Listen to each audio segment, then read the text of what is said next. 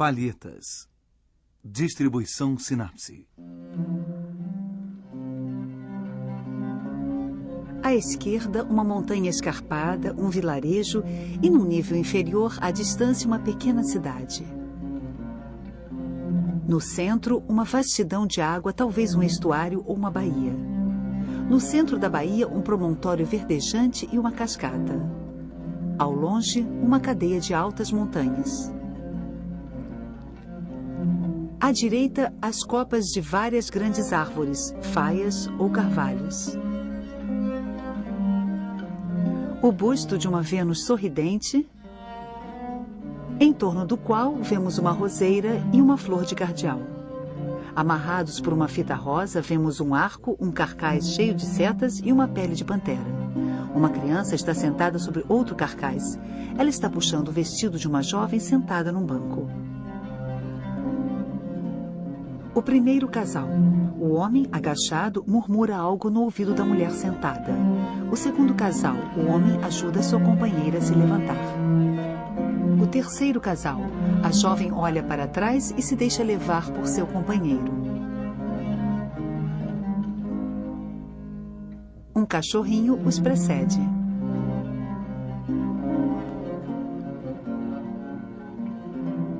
Mais abaixo, atrás do talude, 3 casais abraçados ou de braços dados.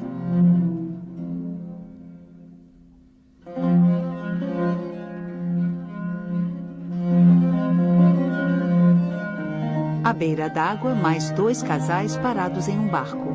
Um homem colocou o pé sobre a murada e estica a mão para sua companheira. A figura de proa dourada é uma espécie de sereia alada e tem uma concha marinha no seu penteado. Em cima dela, outra estátua dourada, um musculoso fauno que está segurando um arco ornado por uma guirlanda de rosas e pâmpanos. O arco sustenta um dossel com uma cortina vermelha. 2 marinheiros nus, de pé, seguram a embarcação contra a margem, fazendo força com as varas.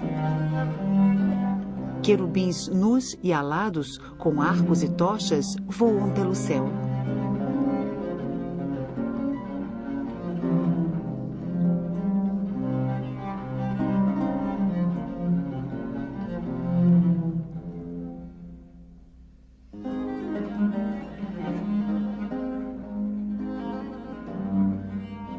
Os segredos da festa galante.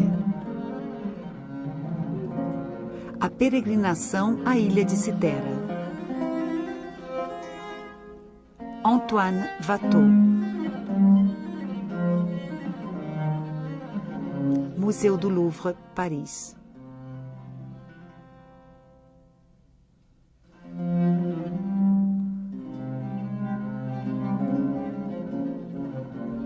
Antoine Watteau, nascido em Valenciennes, fez seu aprendizado em vários ateliês, primeiro na sua cidade natal e mais tarde em Paris. Sua formação foi eclética, cobrindo desde cenários de teatro até imagens religiosas. Em 1712, aos 28 anos, Watteau se apresentou à Real Academia de Pintura, onde logo foi admitido por causa de seu talento. Segundo o costume, ele deveria realizar uma obra de admissão. Cabia a ele escolher o tema. A Academia o repreendeu várias vezes. Ele só entregou seu quadro em 28 de agosto de 1717.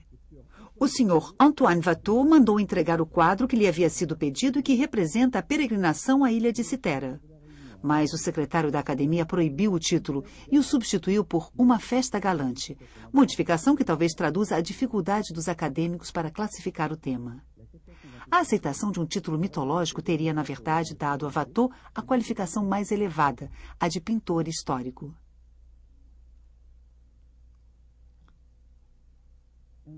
Um ou 2 anos mais tarde, Watteau pintou uma réplica do quadro, sem dúvida para Jean de Julienne, o principal colecionador e protetor do pintor. A gravura, realizada por Tardieu a partir do segundo quadro e intitulado O Embarque para Citera, popularizaria o tema em toda a Europa. Também alimentaria a confusão entre os 2 quadros, que não são distinguidos por muitas pessoas.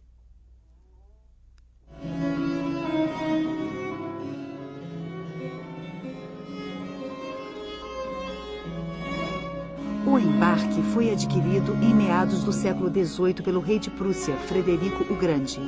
O quadro pertence hoje à cidade de Berlim. Quanto ao primeiro quadro, ele permaneceu nas galerias da Academia, no Louvre, até a Revolução Francesa. Em 1793, as coleções da Academia foram confiscadas e mais tarde doadas ao Museu do Louvre. O quadro começou então a ser chamado de O Embarque para a Ilha de Citera e manteria esse título por mais de um século e meio, até voltar a ter seu título verdadeiro.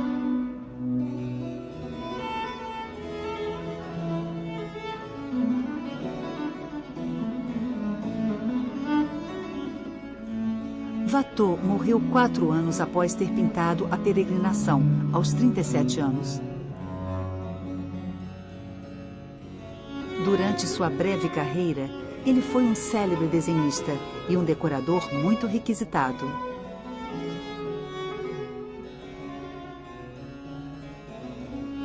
Alguns anos após sua morte, seu amigo Jean de Julienne mandou gravar e encadernar suas obras em 2 volumes de desenhos. Mais tarde, mandou gravar também todas as suas pinturas.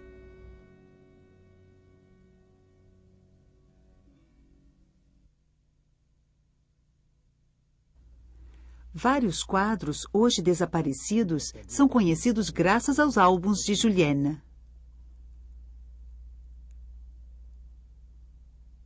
Watteau enchia cadernos de desenhos com rascunhos e depois escolhia personagens, figurinos ou elementos decorativos para compor seus quadros. A Peregrinação surgiu, portanto, da justaposição de vários desenhos.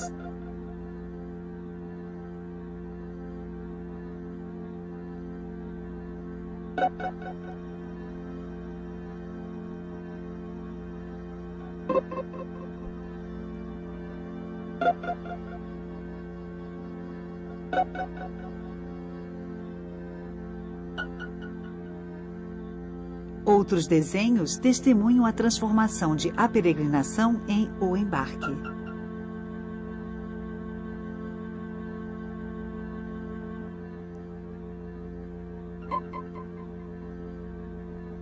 Watteau também copiava gestos ou rostos dos pintores dos quais ele gostava. Por isso fez esses rascunhos dos personagens de um quadro de Veronese.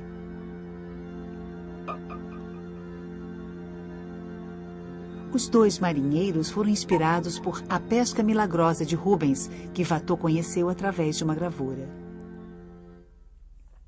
O quadro mede 1,94 m por 1,29 m.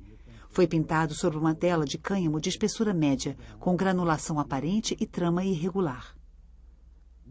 Os fundos vermelhos estavam na moda na época, porém, a tela foi endurecida com um preparado branco. Esse fundo muito aparente reflete a luz sobre toda a superfície do quadro.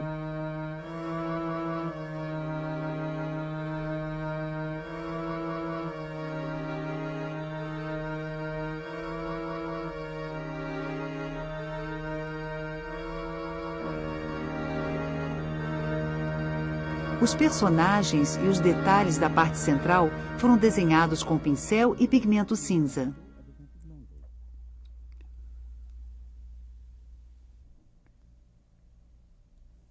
Personagens e roupas, primeiramente executados em pura pasta, eram depois retocados.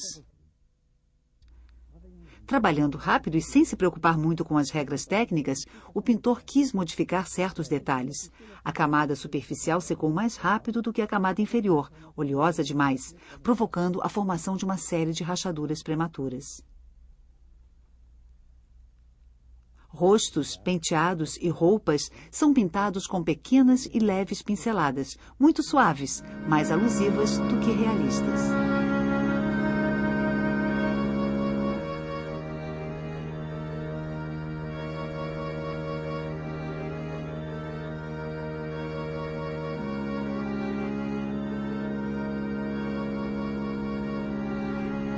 Houve várias correções. O braço de um marinheiro tinha uma posição mais elevada. Da mesma forma, um querubim foi primeiro pintado de costas atrás de uma das mulheres. Talvez a estivesse empurrando.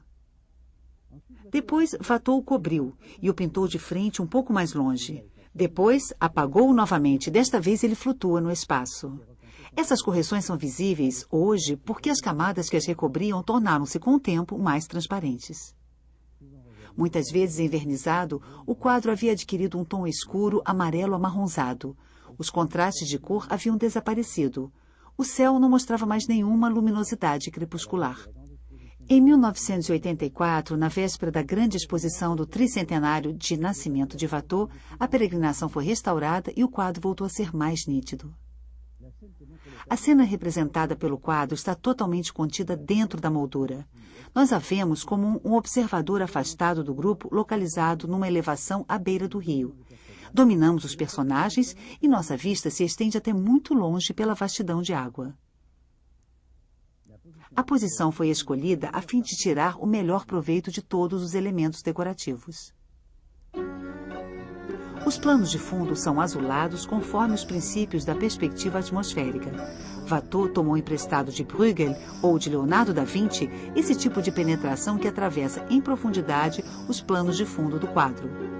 Talvez também venha de Da Vinci essa maneira de separar o espectador da cena pela moldura abrupta de uma espécie de barranco selvagem. A Tiziano e aos venezianos pertence essa organização espacial simples com planos sucessivos bem delimitados. As massas que contornam a paisagem são como adornos de teatro presos à ribalta. No segundo quadro, o enquadramento é ligeiramente mais fechado nos personagens. O ponto de vista é diferente, a visão menos aprofundada.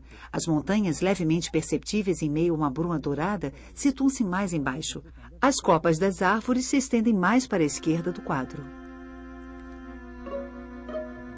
Watteau toma emprestado também dos venezianos a técnica de modular uma grande variedade de tons a partir de alguns poucos pigmentos.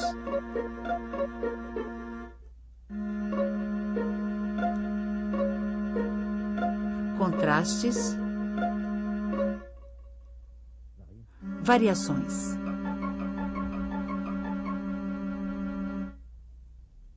O que estão fazendo os personagens do quadro? A peregrinação à ilha de Citera pode significar que eles estão se preparando para partir para a ilha ou que, ao contrário, já estão nela. Em A Peregrinação, a proa está virada para a margem. O barco é impulsionado por varas e, portanto, só faz viagens em águas pouco profundas. Em O Embarque, a popa toca a margem. A proa está virada para a água. O barco possui um mastro e velas, o que lhe permite atravessar mares.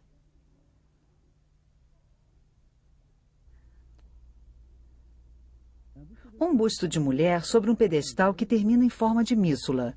No Império Romano, esse tipo de estátua demarcava as fronteiras. Talvez estejamos na fronteira do território de Vênus. Mas a paisagem de A Peregrinação é ambígua. O plano aquático é estreito e contido, circundado em parte por altas montanhas. Da mesma forma, na Ilha Encantada, Watteau mostra uma paisagem que circunda um corpo aquático. Talvez o pintor tenha se inspirado nas narrativas de viagem ou nos mapas que faziam de Citera uma ilha com um litoral mais recortado e montanhas mais elevadas do que na realidade. A ilha de Citera, na época, tinha o nome de Cérigo e era uma colônia veneziana. A iluminação vem da esquerda. As sombras são longas. Mas por falta de informação não podemos dizer se são as primeiras horas da manhã ou o final da tarde. Da mesma forma, a folhagem das árvores mistura cores primaveris e outonais. Os personagens não participam de uma ação precisa, mas, unidos por um arabesco, formam uma espécie de guirlanda que dá continuidade às guirlandas da estátua e do barco.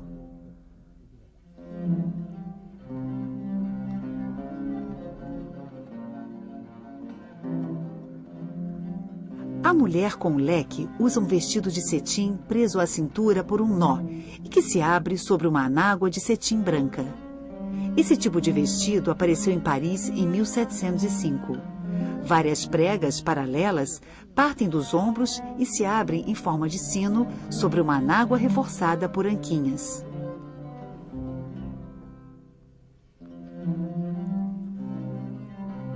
A segunda mulher, ao contrário, usa um corpete com mangas compridas e manguinhas de renda e uma saia de cetim listrado. Esse traje renascentista estava fora de moda, mas ainda era apreciado em todas as classes sociais porque era mais prático. Muitos homens do grupo também usam roupas fora de moda. Paletós curtos, calças com nestas e fitas, sapatos baixos. 2 homens estão vestidos como gente do povo. As mulheres que os acompanham usam trajes de empregadas ou de camponesas. Um homem usa um costume de cetim justo e uma capa com um drapeado elegante. É o traje de O Indiferente. Um de seus companheiros usa a roupa de Mezzetino, o valete aventureiro e músico da Commedia dell'arte, o seresteiro. Os comediantes italianos foram expulsos da França por ter montado uma peça na qual a senhora de Maintenon achou que eles faziam troça dela. Watteau usa muitas vezes seus figurinos.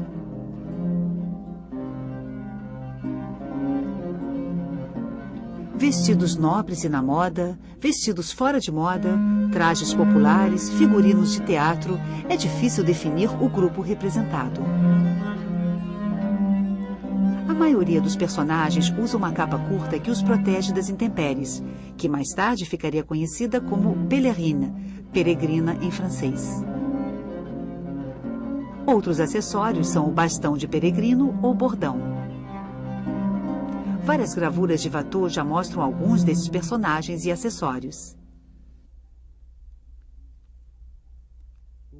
Na Idade Média, os peregrinos carregavam chaves cruzadas se iam visitar Roma e conchas se estivessem a caminho de Santiago de Compostela. A concha é um sinal do peregrino. Ela é a insígnia de um percurso iniciático com emboscadas, desvios, retornos, rituais, milagres, penitências e alegrias, exatamente como a busca do amor. Os peregrinos galantes de A Peregrinação usam corações atravessados por flechas, e a concha está presente dentro do barco, mas desta vez ela representa o que costumava representar na antiguidade, o sinal de Vênus. Afrodite era a deusa grega do amor. Ela se tornaria Vênus para os romanos. A mitologia conta que ela nasceu da espuma do mar. Levada pelos Zéfiros, ela vai parar na ilha de Citera antes de se estabelecer em Chipre. Para Watteau, o nome Citera, as alusões à Ilha do Amor e as peregrinações são comuns. A Ilha Encantada. Os Jardins de Citera. A Peregrina Alterada. As Diversões de Citera. Boa Viagem.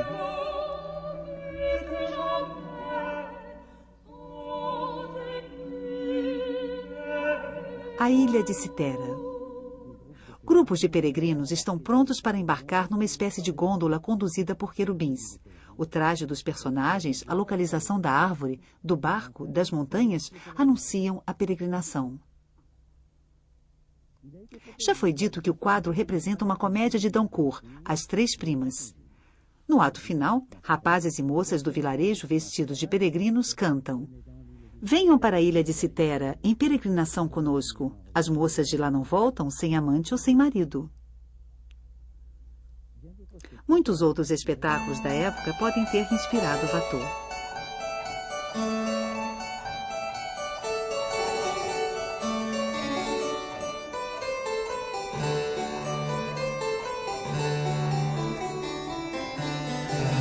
No mesmo ano de A Peregrinação, François Couperin compôs O Carrilhão de Citera. A viagem a Citera também deu origem a vários romances.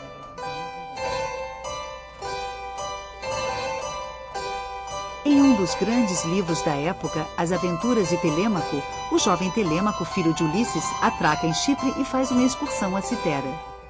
Antes de Watteau, todas essas aventuras haviam sido ilustradas por Bernard Picard, em várias cenas galantes. Ele representou o tema várias vezes e foi provavelmente uma das fontes de inspiração de Watteau.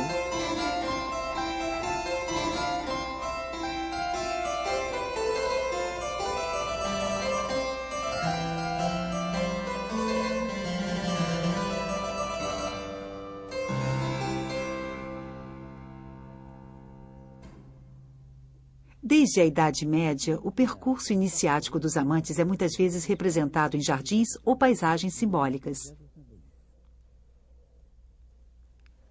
Os italianos recriaram a Arcádia a partir de autores antigos e de sua poesia hermética. Rubens leva seus suntuosos amantes para um jardim cercado de fontes barrocas. É desse quadro que Watteau toma emprestada a ideia do querubim que empurra uma dama.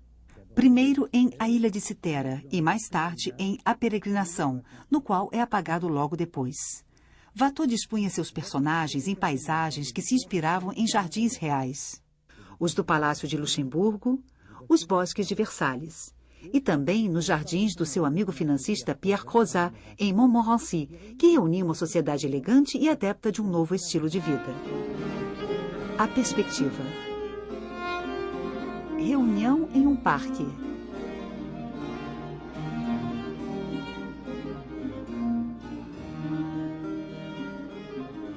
Reunião ao ar livre.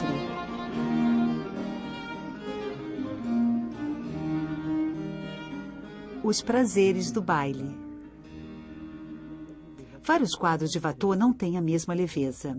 Espectadores cúmplices, descobrimos a ninfa adormecida, mas vemos muito mais do que o sátiro. Assistimos ao julgamento de pares por trás.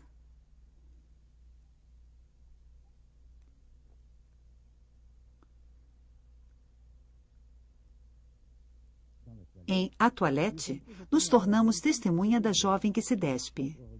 Outros olhares que se cruzam, o da empregada, o do cachorrinho, o do querubim esculpido.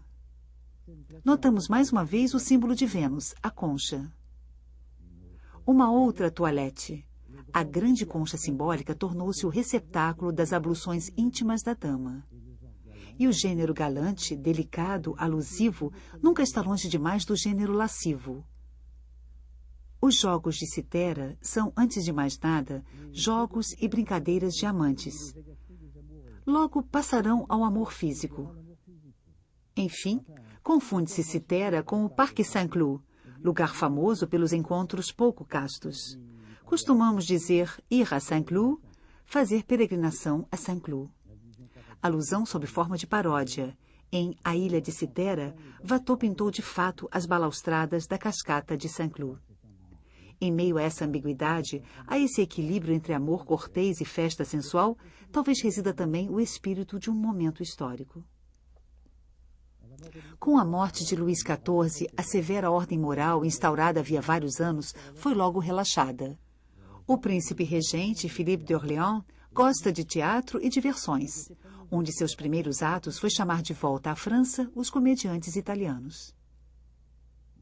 Verdadeiros círculos de libertinos relatados pelos enciclopedistas da época preconizam tempos dourados modernos e o prazer do momento. Em um quadro da época, o regente é representado como Baco.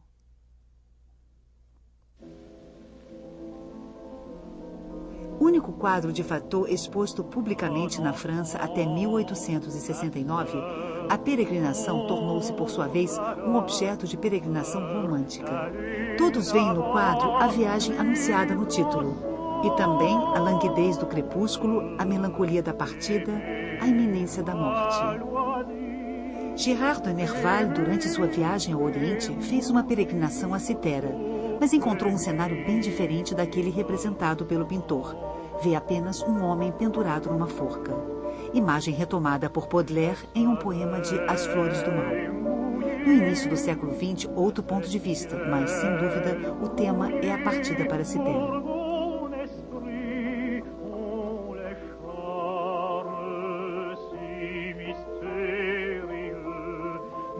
Rodin vê em A Peregrinação uma narrativa de tipo medieval, uma sucessão de cenas que vão da direita para a esquerda que exprimem os estágios da paixão. Charles de Tolnay identifica em A Peregrinação os 3 estágios dos antigos: persuasão, consentimento, harmonia.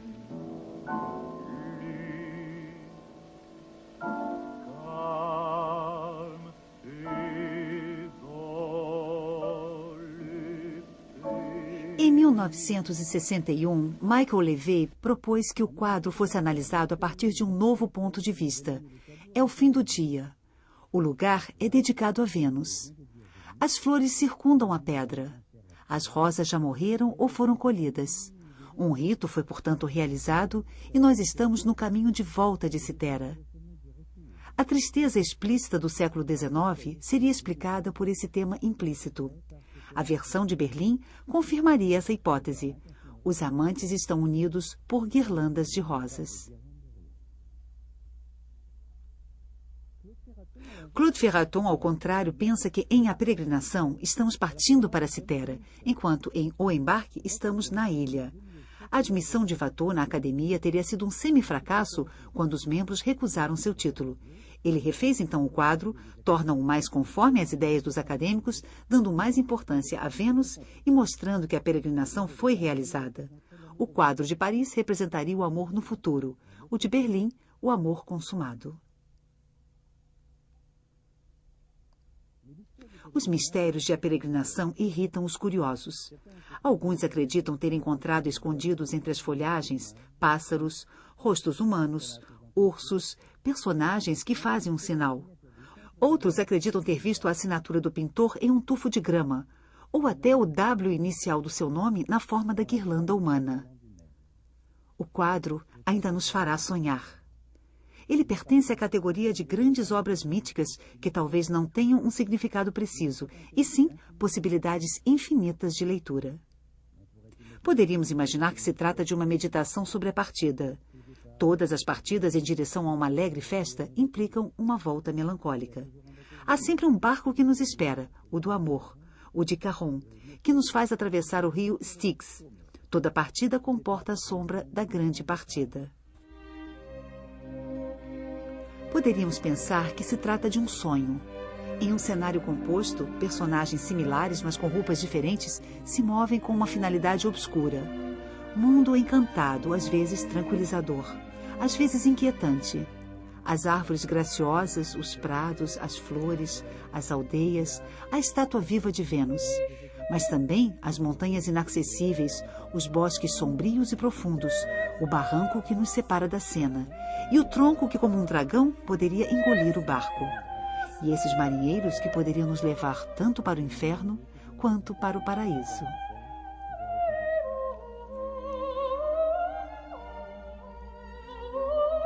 Poderíamos concluir que, a partir de mitos antigos sobre o amor, Watteau recompôs uma espécie de mito pessoal. Uma Arcádia rococó na qual a selvageria natural e a cultura galante se reconciliam. Fábula sobre o tempo suspenso. Imagem de um instante no qual todos estão felizes. Imagem de um instante no qual todos são jovens e no qual acreditam que permanecerão assim para sempre. Poderíamos dizer finalmente que se trata também de uma reflexão sobre a pintura. Podemos terminar com o cachorrinho, o personagem mais humilde, recorrente na obra de Watteau. Quem é ele? De onde veio? Talvez seja o cachorro do pintor. Mas também é um Cocker Spaniel anão que se chama Vecelli, porque era o modelo preferido de Tiziano. Depois, evoluindo através de cruzamentos sucessivos, o veronês, pois foi pintado muitas vezes por Veronese. Único personagem que tem nome, 2 nomes de pintores. Ele caminha confiante em meio ao grupo de humanos. Talvez ele esteja no centro da imagem para dizer que todo o quadro também conta a história da pintura e transmite, de geração em geração, segredos ao mesmo tempo fúteis e sublimes.